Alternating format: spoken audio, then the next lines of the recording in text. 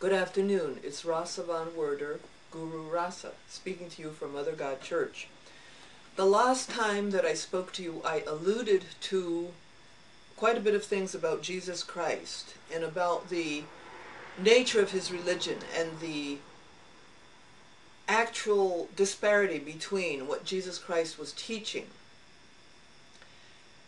and the background that he supposedly came out of was the Hebrew religion, Judaism. And I implied and stated that Jesus' religion had really nothing to do with the Hebrew religion. And Jesus was actually teaching yoga and matriarchy. Now, something happened since the time I gave that lecture, which was lecture number 3. And in that, I took a look at YouTube and I found something very amazing. On YouTube, I found evidence, I found books, I found research about the things that I was speaking of with empirical research, specific, strong, deep research about what Jesus really did outside of his Jewish community, where he really went, where he really studied, what he really did. And some amazing things have come about through this, which I want to share with you today. One of the things that I stated was that Jesus went to India.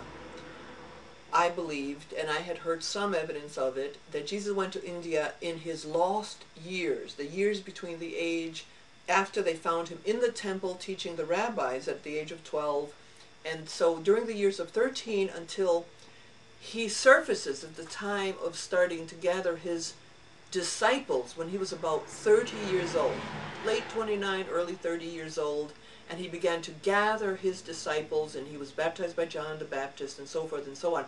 Those lost hidden years, I said that those years were spent in India because I could see in studying yoga, I could see the yoga in Jesus' teachings, not in patriarchal Christianity, the version that his disciples and the men thereafter put together. They gave lip service. I said they gave lip service to much of the things that Jesus taught, which is absolute, total love for one another, kindness to all creatures, the least of these, whatever you do to the least of these, you do to me, and the anti-sexism, the pure love, the pure kindness, the pure mercy of Jesus. This is given lip service to in Christianity, but historically, patriarchal Christianity has been brutal. They have, certainly the Catholic Church, has followed in the footsteps of the wandering Israelite tribes who were hostile to others, who were cruel, who felt that they were the chosen people and everyone else were idolaters and heathens, and that they had a right to kill everyone, and that God told them to kill everyone. So what I'm saying is that once patriarchal Christianity got hold of Jesus' message, they obliterated the truth of it, and they acted more like the ancient Hebrews than what Jesus Christ taught. I mean, you're talking about crusades and inquisition as the two big standouts of hypocrisy, cruelty, genocide, and just out and out filthy, dirty killing and torturing of people. These items were not things that Jesus taught. They were the exact opposite of what he taught. You see, that's what I'm saying here. So let's go into what these documentaries, which I saw on YouTube, are teaching, and I did not see them until after I put together number 3. Now, the references are, there is one YouTube video called Jesus in India. Jesus in India. Then there's another one, a 3-part BBC documentary called Jesus in Kashmir, India. Jesus in Kashmir, India. Kashmir, India. A BBC documentary in 3 parts on YouTube. Please check both these items as the reference of what I'm speaking of. So, now, what these documentaries claim, again, they reiterate what I claimed. The 3 wise men who came to the babe that was born in Bethlehem. Who were these three wise men from the east? And they are known as astrologers. Astrologers. They saw in the stars that this special great soul would be born. Now, what these documentaries say, which is just so right on, I accept it, it's just so logical, it's so sensible.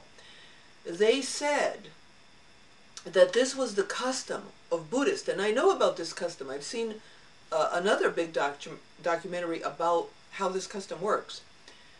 When the devotees of a great prophet or guru want to know when their guru or prophet will be reincarnated, they consult the stars. These are Buddhists, mind you, Buddhists. They consult the stars. And then by this astrology, and to me it seems a miracle that they could figure this out, but apparently they certainly did in the case of Jesus. And they discovered that the reincarnation of their Buddhist prophet and guru would be born in precisely where Jesus Christ was born. And then they set out to find him, and they did find him. So Jesus was, if you believe this, and I do, the reincarnation of a Buddhist prophet, a Buddhist guru. And he was discovered by Buddhists. There were Buddhists who came the east, from the east. Buddhist magi came from the east. And they brought him these precious gifts and everything because he was their prophet born again. Now the documentaries state as well that this is a custom, and that when that child reaches enough maturity, they come and take the child to their homeland to train him up in their traditions and in their ideology. Okay, so doesn't that make sense? So the three magi, or their representatives, come and find Jesus again. I guess he was in Nazareth at the age of about 13. I don't know if he went alone. I don't know if his Holy Mother went with him, if St. Joseph went with him. I don't know. It seems to me that there's a possibility that St. Joseph and Holy Mary went with the Lord, that they wouldn't just give him up to these people and let him go alone, all right? So they took him, and they took him to a place where Buddhism is taught, when Buddhist traditions are taught, where he would have imbibed. Now, he was already a spiritual genius because he was already teaching the rabbis at the age of 12, where his parents discovered him, where he had disappeared. So he is already born a spiritual genius, but apparently even a genius has to develop further through knowledge, information, ideas, teachings, healing, the craft of helping humanity, and so on and so forth. There's a lot to it. You have to learn as a human being with your human brain how to do this. So now there is evidence. Now I didn't get, you have these narrators who talk and you can't quite figure out what they're saying. And so they said a name that sounded to me like J. Ganov, that he was somewhere apparently in the Himalayas or in India in a place called J. Ganov, and they don't spell it for you, so I'm not sure if that is the precise idea. According to this Jesus in India documentary, there was a man from Germany named Folger Kirsten. I don't have the spelling, only the hearing. Folger Kirsten. I wrote it down, Folgerkirsten. Folger Kirsten went and followed the footsteps of Jesus, and he said many items that he researched for 5 years diligently. For 5 years he researched, and he said that there were many documents that testified to the fact that Jesus Christ was in India. He said that there were 21 full documents, not counting the many buildings that had names.